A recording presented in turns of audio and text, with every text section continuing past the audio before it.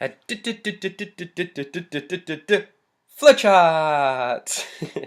Well, g'day, Harbour Church. This is Tom Batty here, opening up Hebrews chapter 4, verses 1 to 11.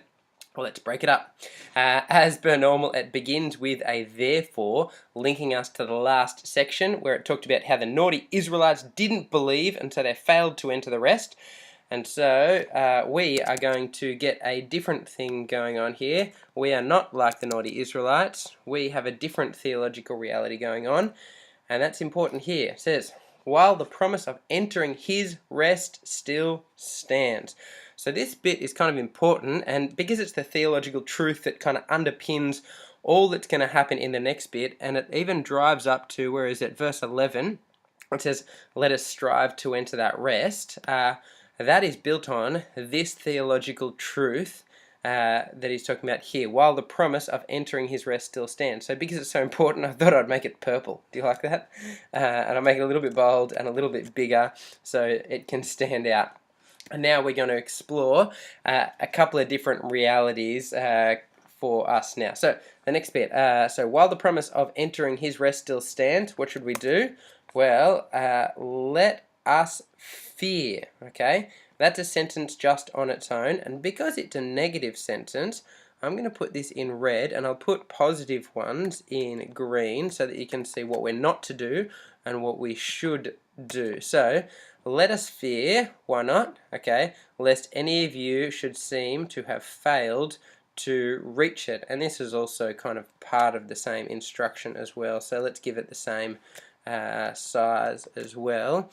Let us fear lest any of you should have failed to reach it, and the it seems to be the promise of entering his rest. Okay, now why should we do this? Well, he gives us a reason here.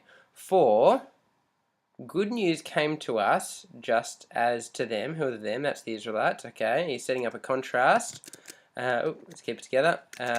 But the message that they heard did not benefit them. Why not? We kind of looked at this in the last chapter. It did not benefit them. I might put it underneath did not. That's the beginning of the verb up here. So did not benefit them. And I'm lining it up above this bit here. Did not benefit them. Why? Because they were not united by faith with those who listened. Okay. Now, all of that is a negative thing, okay? The message did not benefit them because they didn't have belief. And so I'm going to keep that in red. See, I'm working with the colors this week. Some of you might like that. Some of you might not care at all. Okay, so now that he's said the negative, the Israelites didn't get benefit from it, now he's going to say the positive. But what about us? For we who have believed enter into that rest. Okay, so positive, let's make that green. There it is, over there. And he's going to illustrate that with a few, not caps lock, but tab, that's better, with a few ideas from the Old Testament. For we who have believed enter into that rest, that's God's rest that he's talking about. As he said, here's a quote, and I'll pop it underneath said, something like that. Yeah, that's about good. As I swore in my wrath, they shall not enter my rest. And it's kind of a double quote here because there's a quote inside a quote. And just to show that, I'll move that one underneath here. And now he explains himself, although his works were finished from the foundation of the world. So that's just a little footnote that the author wanted us to know. And then he's got another one for us in verse 4. So this is another quote, and last one he introduced it here, as he said, quote underneath, and the next one, for he has somewhere spoken of the seventh day in this way, and I love it how the author says somewhere, like we saw that a couple of weeks ago. He often forgets where the Bible passages are. But he says, for he has somewhere spoken of the seventh day in this way, and I'll line the quote up with the other quote so that you can see it's the same thing going on. And God rested on the seventh day from all his works. And then the final quote that he used, and again in this passage, he said, I'll just move it over there, they shall not enter my rest. Okay, so that's just all illustrating this idea that for we who have believed enter into that rest. And that's a present tense here. And he proves that by these quotes from the Old Testament. And so then he kind of concludes at this point here, striking up that same theological reality that we put in purple above over here, saying, since therefore it remains for some to enter it. Okay, so I'll put that in purple again, so that we can know that's the, where's purple? There it is. That's the theological truth that we're working for with, but it's a double-barreled thing. So part one, since therefore it remains for some to enter it. What else? I'll just put the words lined up underneath each other. And those who formerly received the good news failed to enter because of disobedience. Okay, that that's the negative message from before, so we'll pop that in red. So since all that, the sentence hasn't finished yet. What's he going to say? Again, he appoint a certain day. Thanks. And what day is that? Today, giving us that sense of urgency. And he's going to say something about it. That's a bit better. Saying through David so long afterward in the word already quoted. And so he's really driving home this quote, isn't he? Like you're hearing it quite a few times. Today, if you hear his voice, right, that's part one of it. What are you to do if you hear his voice? Do not harden your hearts. Okay.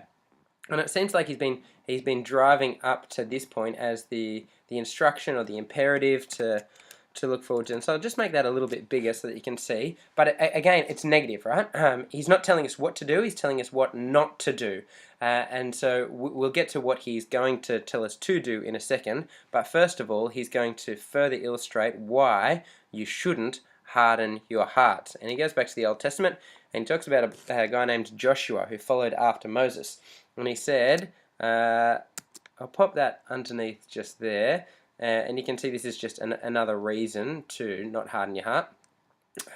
For if Joshua had given them rest, what would have happened? God would not have spoken of another day later on. Okay, so then he's going to conclude that for us now, and I'll just put a little line in between that so that we can see that this stands out a little bit.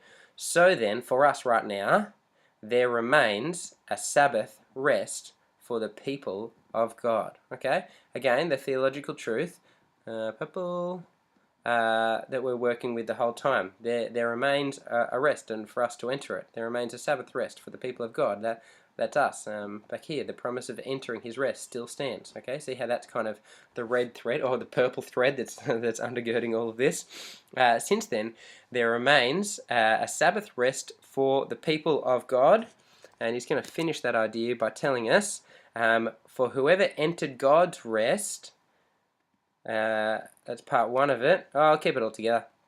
Has also rested from his works. And I want to put this bit underneath because this is the comparison. Rested from his works as God rested from his.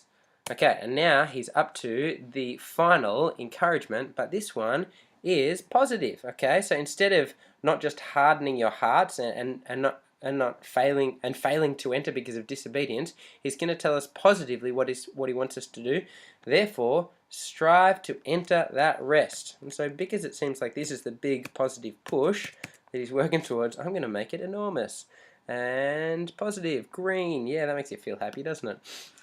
And then he's going to give us the reason why should we strive to enter into that rest, so that no one may fall by some sort of disobedience. Okay, harking back to what we've already talked about over here.